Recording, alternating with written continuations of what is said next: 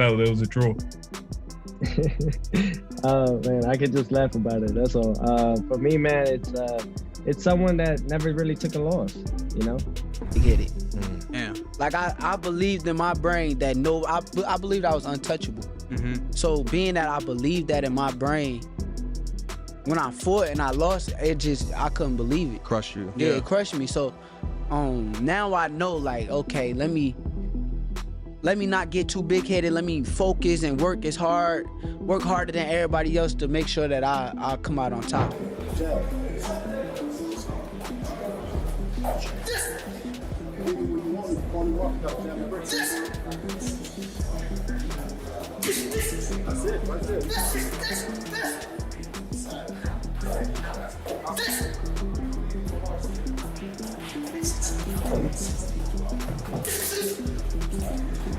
Teofimo Lopez mocked Shakur, claiming Shakur even lost to Keyshawn during sparring sessions.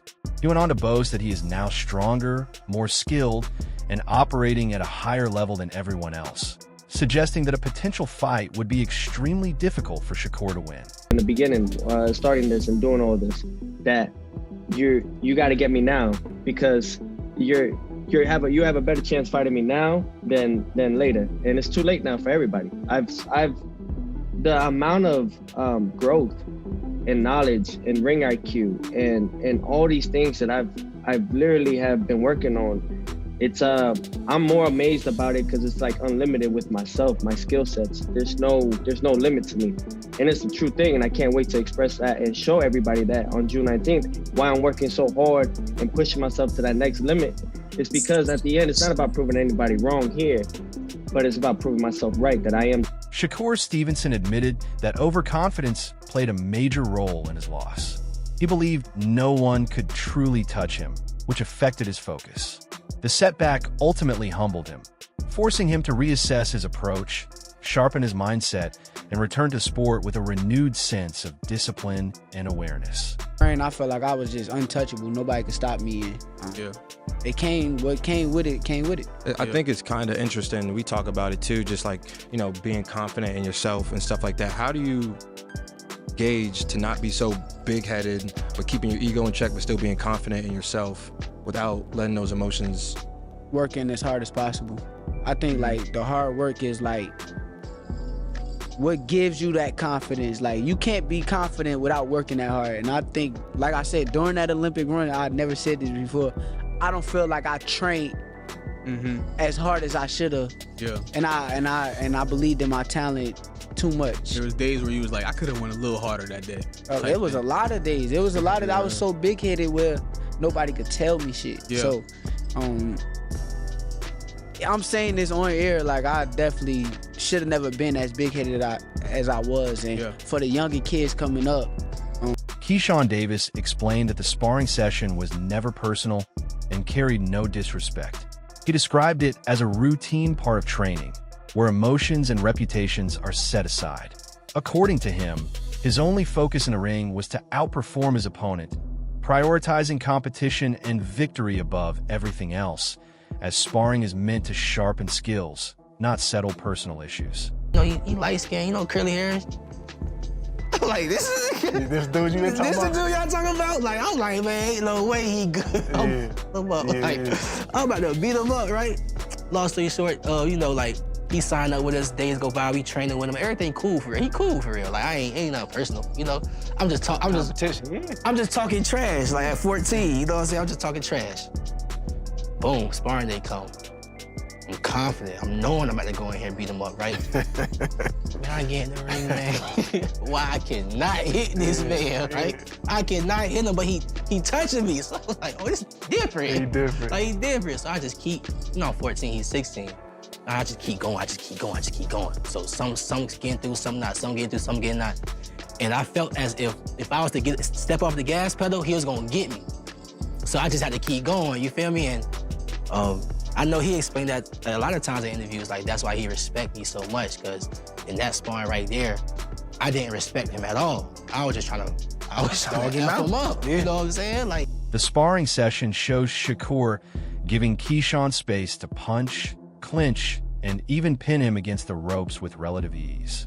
Coach Ree, Shakur's trainer, later explained that if a fighter cannot handle an opponent who steps forward, applies pressure, and tries to wear them down, then they do not belong at the highest level of the sport. He showed in that Teofimo fight that he's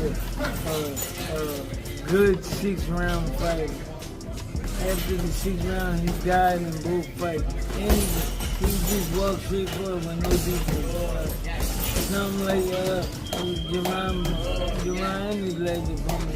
If you don't have a field day with a guy that put their hand up and walk right to you and hopefully wear you down, willing to wear you down. Meanwhile, Teofimo Falcone, one of Shakur Stevenson's sparring partners, believes Shakur's power and ring IQ have improved significantly.